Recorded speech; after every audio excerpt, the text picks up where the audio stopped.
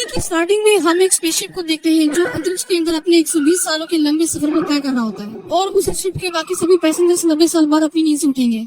उस स्पेसशिप का मिशन था कि वो इंसानों को अर्थ जैसे एक दूसरे ग्रह पर पहुंचाए, जिसमें अभी भी उसे 90 सालों का लंबा सफर तय करना था। इतने लंबे सफर के दौरान इंसानों की एज न बढ़े, इसलिए उन्हें एक स्पेशल मशीन के अंदर रखा गया था जो उनकी बॉडी को 120 सालों तक प्रिजर्व करके रखने वाली थी और उनकी नींद तभी खुलती जब वो उस ग्रह पर पहुंच जाते। स्पेसशिप अपने 30 सालों के सफर को पूरा कर चुका था, लेकिन तभी हम देखते हैं कि उस स्पेसशिप के सामने बहुत बड़े बड़े पत्थर थे जिन्हें हम एस्ट्रॉइड भी कहते हैं। दोनों के बीच में टक्कर हो जाती है, लेकिन वो स्पेसशिप इतनी ज्यादा एडवांस थी, शिप के अंदर बहुत सारे फेलियर्स भी आते हैं, लेकिन उस शिप के अंदर का सेल्फ रिपेयरिंग सिस्टम खुद को अपने आप ही रिपेयर कर लेता है और कुछ ही देर बाद शिप दोबारा से रीस्टार्ट हो जाता है। इसके बाद हम देखते हैं कि उस स्पेसशिप की टक्कर की वजह से एक पैसेंजर का स्लीपिंग पॉड खराब हो जाता है और वो अपनी 30 सालों की गहरी नींद से उठ जाता है। उसी पैसेंजर का नाम जिम था। शुरुआत में तो उसे बहुत चक्कर आ रहे होते हैं, लेकिन उसकी बॉडी धीरे धीरे नॉर्मल होने लगती है। जिम उस हॉल के अंदर आता है जहाँ पर सभी क्रू मेंबर्स को अपना सफर पूरा होने के बाद एक साथ मिलकर मीटिंग करना था, लेकिन वो पाता है कि उस हॉल के अंदर कोई भी नहीं था। लेकिन उस शिप का एआई सिस्टम जिम से ऐसे बातें कर रहा था जैसे उस शिप के अंदर बहुत सारे लोग हैं। जिम को शक हो जाता है कि यहाँ पर जरूर कुछ न कुछ प्रॉब्लम है,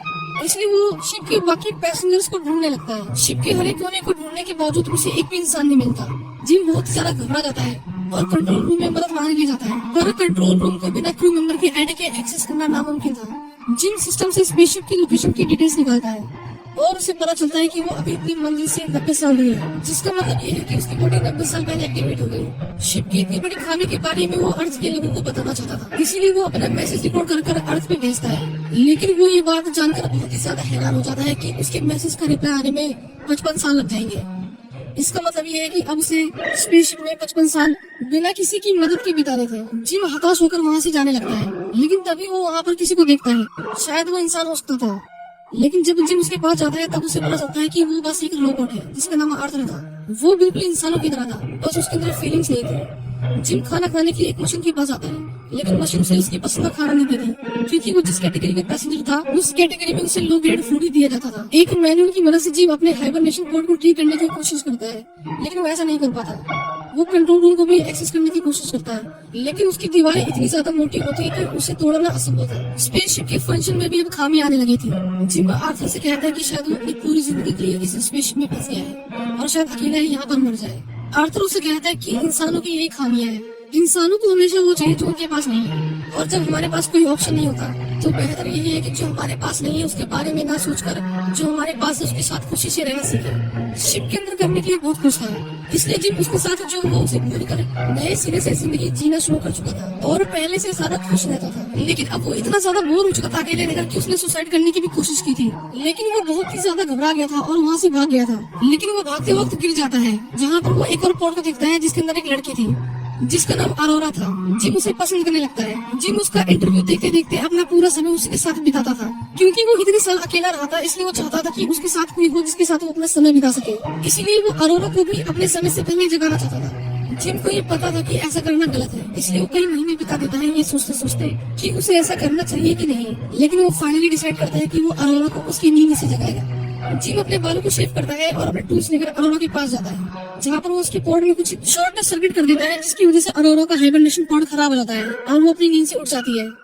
लेकिन इससे पहले उसकी आंखें खुलती और वो जिम को अपने पास देख पाती। जिम अपने सारे टूल्स को लेकर वहाँ से भाग जाता है और सभी टूल्स को छुपा देता है ताकि अरोरा को कुछ भी ना पता चले।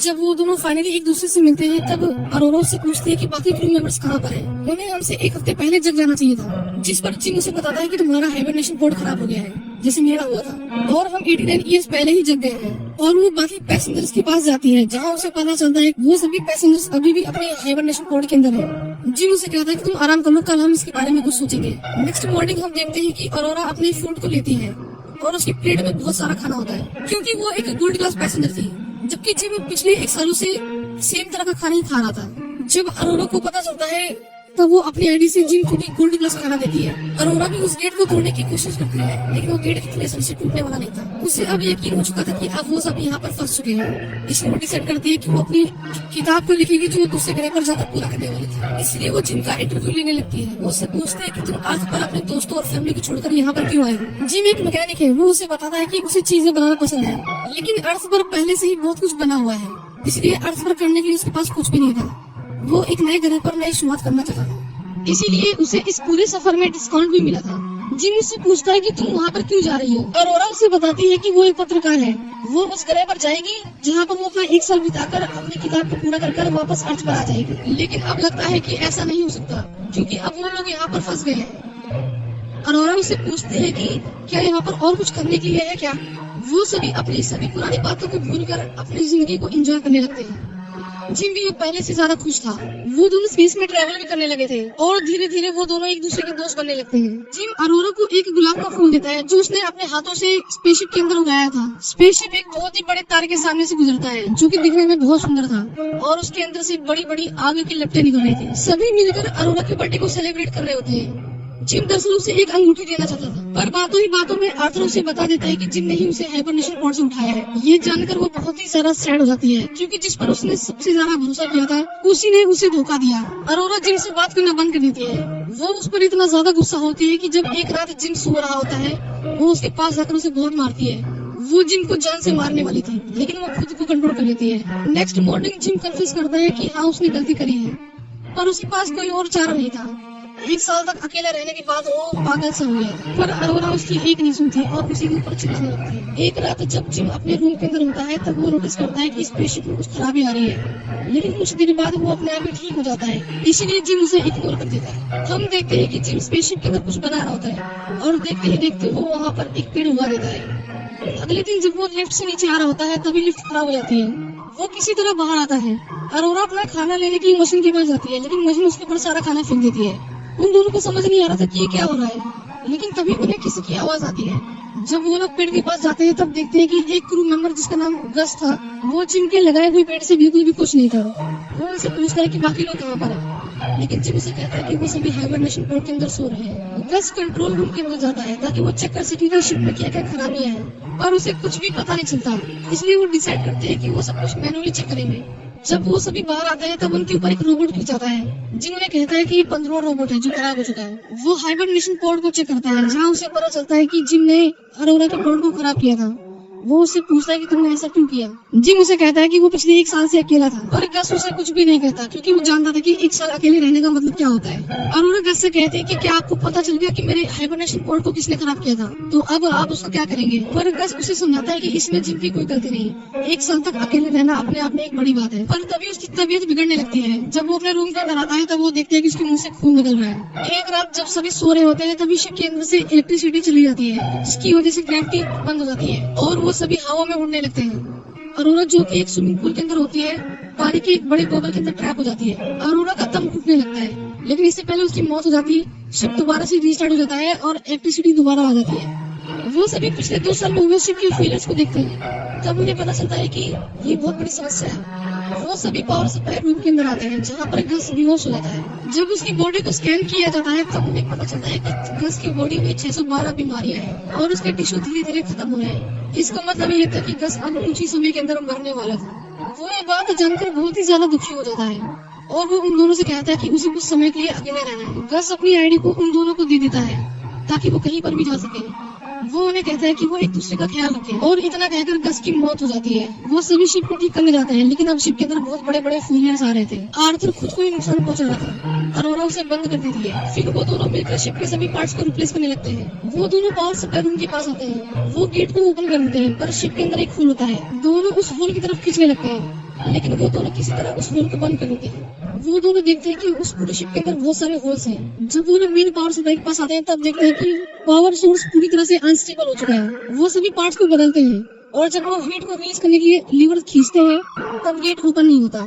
इसका मतलब ये था कि सारी हीट शिप के अंदर ट्रैप हो गई थी और उसे अगर जल्दी रिलीज नहीं किया जाता तब वो शिप के अंदर ही ब्लास्ट हो जाएगा। जिम स्पेसशिप से बाहर आता है और उस टनल की ओर जाता है। स्पेसशिप का टेम्परेचर अब बहुत ही ज्यादा बढ़ चुका था। जिम लीवर को खींचता है और गेट ओपन हो जाता है। जिम लीवर को खींचता है और गेट ओपन हो जाता है, लेकिन जैसे ही वो लीवर को छोड़ता है गेट दोबारा से बंद हो जाता है। जिम समझ जाता है कि अगर उसे गेट को ओपन रखना है तो उसे लीवर को पकड़े रखना होगा, लेकिन इसमें प्रॉब्लम ये थी कि सारी हीट उसकी बॉडी से बाहर निकल जाती है, जिसमें उसकी मौत भी हो सकती थी।